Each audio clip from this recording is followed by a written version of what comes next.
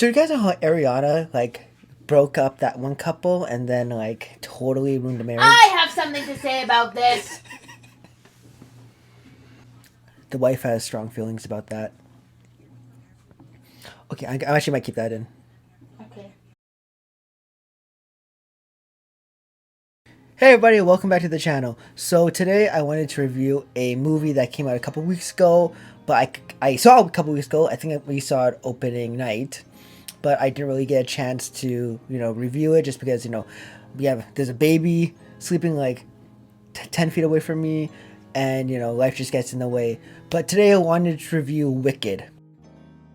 Now, Wicked is based off a musical of the same name that came out in 2003. It debuted in San Francisco, and honestly, it's become this big phenomenon just because of the music, the people involved, and just how good it is, and telling a story that is kind of taken from the Wizard of Oz and kind of creates its own story and really elaborates characters that we don't really see in the Wizard of Oz that came out like in, 1930 something. And it's a really good musical, and I'm really glad that they made a movie about it, just because it really brings you to the mainstream, especially because of the TikTok dances and the scandals and a lot of other factors. Now, Wicked is obviously based off the Wizard of Oz, which it's kind of like a spin-off, but kind of like a direct prequel to the Wizard of Oz. The character Elphaba, who was played by Cynthia Erivo, who was big in Broadway. She was in The Color Purple. I think she won a Tony for that. I'll fact check it up here. And she in the Color Purple, she plays a character that is so heartbroken and so devastated by the black people back in, I think, I want to say 1930s or 1940s, and to see her in this role playing a similar type of character kind of works. My first thought was, oh yeah, this is perfect, because her playing Elphaba is a different character who is trying to fit in but will never fit in because she's so different, and that kind of parallels both characters. And on the opposite side of that, you have Glinda, who's played by Ariana Grande, and obviously this is a louder character who's very bright and whimsy and spontaneous, and she's kind of just like the definition of a bubblegum person. Now, these two meet at wizard school, and this creates a very polar opposite type of division between the two characters, just because they're very different. Glinda is the one who the people love. She walks into a room and everyone's staring, and Elphaba walks into a room and everyone's staring, but for a very different reason. And she doesn't have very many friends, and people don't like her, and people kind of like, give her the cold shoulder.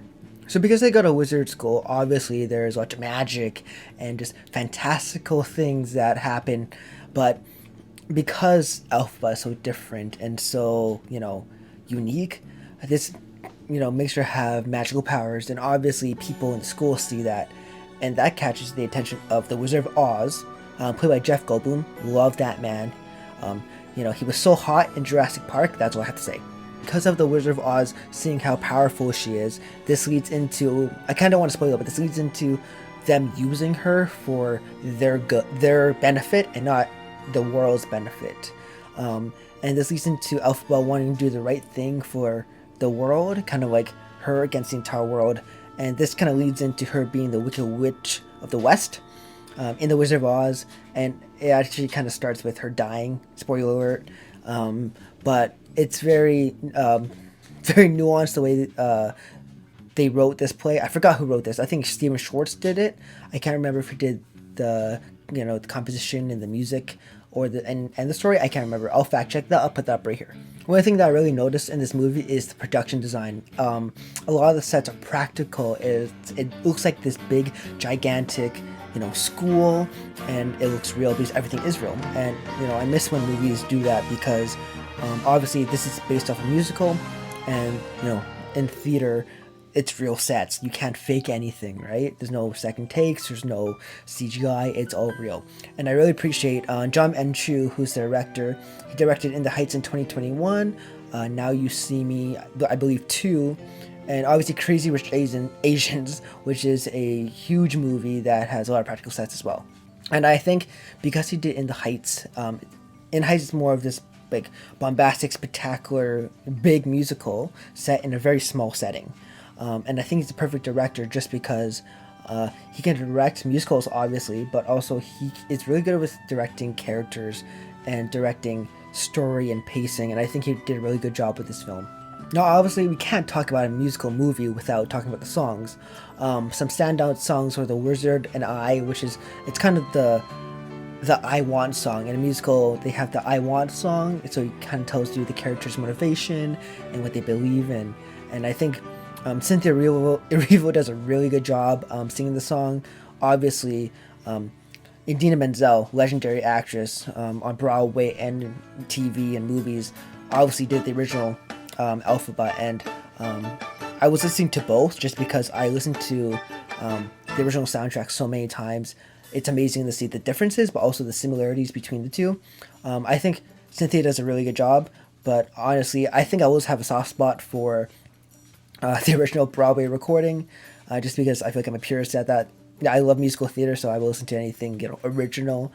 But towards the end of the song, which is during the crescendo, she does a really good job. Just singing, but with emotion. I feel like sometimes Idina Menzel doesn't really get the emotion right towards the end, but that's a hot take. Now, a song that I will admit that is better than the original Broadway recording is What Feeling Is This? Obviously, this is the duet between Elphaba and Glinda. It's kind of like, it's kind of like the clashing song, just because like I never had this feeling. I never really had the clash or share a room with someone, and they're just very different people. So obviously this is going to cause some division, and it's really fun to watch. And I feel like the way that the camera moves around, and the way the story is told, and the choreography, and the singing, and especially the background cast. The background cast in this movie they're amazing. It just adds to spectacular what's called like big Broadway blockbuster value, which I love. My favorite song, it's kind of a hot take, but Dancing Through Life is my favorite song in the musical. I just love the character Prince Fiero. This movie is played by Jonathan Bailey, and he just really brings out the song. It's kind of like, it's his I Want song, but it's kind of the song that brings all the students in the school together. And it also has a lot of love interest stuff with Elphaba's sister and this guy and SpongeBob, if you know what I'm talking about. And it's just a really like show-stopping number. The dancing in this movie is crazy.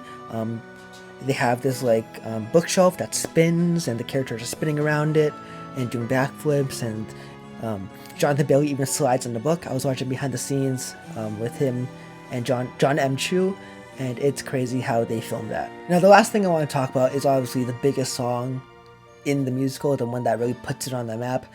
It's not my favorite song, but obviously it is a big, Broadway song, and that is Defying Gravity. In Defying Gravity, to me, in this movie, it's kind of mid. Like, I know my wife and I listen to it in the car all the time, but it's just so mid. I feel like it's missing the sauce.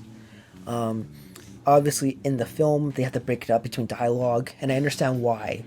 But, musicals are kind of based off opera. In opera, you sing throughout the whole thing, but you're telling the story through the song. But I understand why they have to do that for theatrical value and to tell the story. But you can tell the story and just sing. Like, I feel like there were so many times when the music and singing had to stop just so people could talk. And I know it's very nitpicky, but these are the kind of things I just noticed. I mean, it loses momentum to the song, and you're just waiting for the last, the high note that everybody tries to do. But it kind of takes out the it has no sauce. If I hope you know what I mean. It just has no sauce. Like, it's, instead of being like, what's a really good sauce? I like hot mustard from McDonald's, but this is like just packaged like relish. It doesn't have the sauce. I know that's a terrible comparison. I like hot mustard. You may not. That's okay. In conclusion, I love this movie. it was a very fun movie to go into and a very good movie to watch. With a, our theater was pretty packed. We went to the VIP theater, so we had a couple of drinks before, and we had some fries, and I think we had dessert. But it was awesome. Our theater was pretty good too. So I heard people humming and singing, and people were laughing. So it was a really good theater experience. Overall, I think I'm gonna give this movie a 7 out of 10. I know it's not that high. I know it's nothing crazy, but I feel like for a lot of people that's just mid. Like it's kind of like it's above average, but a little bit above average. Actually, you know what? We'll go with 6.9. It's very nice. Anyways, guys, thank you for watching. I think I have another video up in a few days it's a video that no one asked for, but I want to make it just because I'm passionate about it and I love this franchise I'm going to talk about. If you've seen the movie, if you've seen Wicked, how'd you like it? Comment down below. Let me know, your favorite song down below, and let's just get the interaction going. Anyways, guys, thanks again for watching. Really appreciate the views. It's a very small channel, hoping to get up there more. Just trying to make some videos that I'm passionate about, things that I love, things that are easy to talk about, so I don't have to write a script like I did for this one, even though there's just a lot of information. But thank you for watching. Until next time, thanks for watching Smallville Media.